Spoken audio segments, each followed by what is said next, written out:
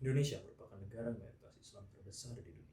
Namun, hal ini bukan berarti tidak ada masalah yang hadir dalam dunia Islam di Nusantara, khususnya Islamofobia. Kata Islamofobia sendiri berasal dari dua kata. Yang pertama adalah Islam. Tentu saja ajaran yang dibawa oleh Nabi Muhammad SAW yang berlandaskan kitab suci Al-Quran, yang berasal dari firman-firman Allah Subhanahu wa taala. Dan kata kedua yang berarti adalah fobia, atau yang berarti takut dalam bahasa Yunani. Islamofobia sendiri di Indonesia sudah terjadi cukup lama. Bila kita menarik lebih jauh, yang dilansir dari republika.co.id, pada Kongres Pemuda 1 terdapat seorang wanita yang menyerang kehidupan Nabi besar Muhammad SAW. Umat Islam mengajak debat terbuka wanita tersebut, dan wanita tersebut menghadapi Abu Salim pada saat itu. Debat pun terjadi dan akhirnya Agus Salim memenangkan debat tersebut. Dan kita melompat ke kejadian Islamofobia selanjutnya yang terjadi pada tahun 1946 di Karesitenan Pekalongan, yang pada saat itu ada pembunuhan besar-besaran terhadap Muslim yang dilakukan oleh komunis. Kemudian di Sumatera Timur dan Madiun pada tahun 1948, totalnya sekitar ratusan masyarakat Islam yang menjadi korban pembunuhan. Pada era Orde Baru, berubahnya keadaan politik pada saat itu.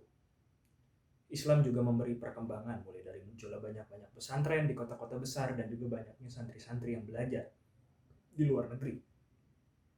Pada era itu, hampir seluruh aktivitas sosial diawasi oleh lembaga pemerintah. Mengutip dari cnnindonesia.com, dalam sebuah artikel ada kejadian menarik mengenai Presiden Soeharto yang pada saat itu digambarkan pada buku Salim Said yang berjudul Menyaksikan 30 Tahun Pemerintahan Otoriter Soeharto. Di dalam buku itu menggambarkan pertemuan di markas Kostrad yang dihadiri oleh Soeharto sendiri, Sekretaris Jenderal Partai Katolik Heri Silalahi, dan pengurus Ketua Besar Nahdlatul Ulama Subhan. Kejadian menarik terjadi pada saat Subhan menyampaikan rencana aksi masa berikutnya diiringi dengan kata insya Allah. Soeharto pun merespon, mengapa harus pakai kata insya Allah? Perkataan ini menuai banyak kontroversi di masyarakat. Hingga akhirnya pada tanggal 7 Desember 1990, Presiden Soeharto memberi persetujuan terkait berdirinya Ikatan Cendekiawan Muslim se-Indonesia atau yang disingkat ICMI, yang dimana anggota-anggotanya berasal dari kalangan pegawai pemerintah dan tokoh-tokoh Islam di dalamnya. Terdapat tokoh-tokoh yang mengkritik pula Orde Barunya Soeharto pada saat itu. Menurut pandangan beberapa ahli, cara ini cukup menarik karena kebijakan Presiden Soeharto yang menangani permasalahan dalam dunia Islam beralih ke masa kepresidenan Abdurrahman Wahid atau yang biasa dikenal dengan Gus Dur. Pada masa ini, Gus Dur mengenalkan suatu konsep yang bernama pluralisme, yang diambil dari kata plural, yang berarti beragam, dan isme yang berarti paham. Konsep ini dibilang cukup menarik, dan banyak juga pada saat itu yang menganut konsep ini. Secara sederhana, pluralisme menjelaskan toleransi dan keberagaman pemikiran, peradaban, agama, dan budaya. Pada era 2000-an, Indonesia dilanda serangkaian teror, diantaranya adalah kasus bom Bali, bom JW Marriott, dan beberapa penyergapan teroris, dan juga aksi teror yang terjadi pada tahun 2000-an.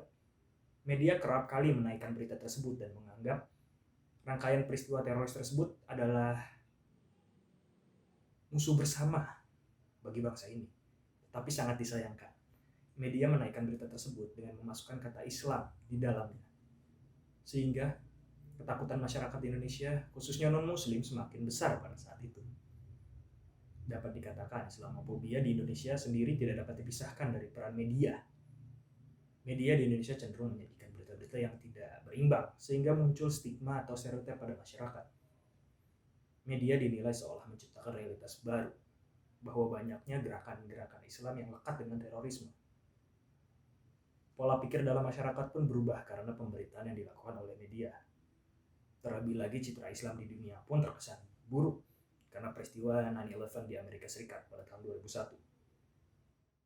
Kita agak sedikit maju ke depan pada tahun 2016, yaitu pada saat demonstrasi besar-besaran yang terjadi di Jakarta, di mana fokus dari demonstrasi besar-besaran itu adalah menuntut pertanggungjawaban dari Basuki Cahayapurnama, yang dimana masih menjabat sebagai Gubernur DKI Jakarta pada saat itu. Peristiwa ini menjadi aksi besar dilakukan masyarakat Muslim pada tahun itu, sehingga banyaknya media-media yang melihat demo tersebut dalam perspektif yang berbeda. Ada media yang menyoroti aksi demo tersebut sebagai politisasi umat Muslim demi kepentingan suatu kelompok, hingga muncullah stereotip yang hadir dalam masyarakat Indonesia.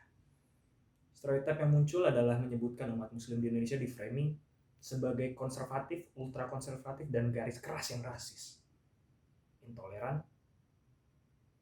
dan juga jahat terhadap Basuki Cahayapurnama. Sedangkan dalam aspek politik, banyak yang menilai demo ini hanya ditujukan untuk menyingkirkan Basuki Cahayapurnama dalam pemilihan gubernur pada saat itu. Melihat hal ini, tentu saja kita sebagai masyarakat Indonesia merasa sedih karena seolah-olah seperti dipecah belah dengan media yang menstereotipkan kelompok-kelompok khususnya Islam ke dalam hal yang negatif.